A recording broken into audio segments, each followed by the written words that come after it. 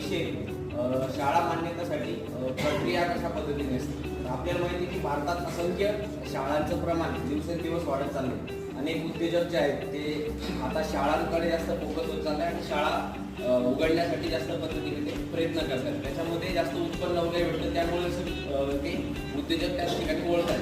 तर खरं तर शाळा मान्यतेसाठी प्रक्रिया काय असते ते मी तुम्हाला सांगतो. तर सुरुवातीला ज्यावेळेस आपलं भारत सरकारचं एक बोर्ड आहे, quality QCI, quality council of India, याच्या अंतर्गत एक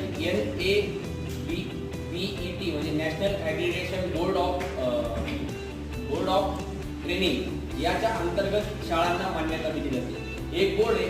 या ठिकाणी आपल्याला सुरुवातीला म्हणजे ज्यावेळेस आपल्याला शाळेला मान्यता घ्यायची असेल त्याच्या 3 महिने आधी आपल्याला तिथे अर्ज भरावा लागतो. त्यांची व्यवस्थित फीज असते.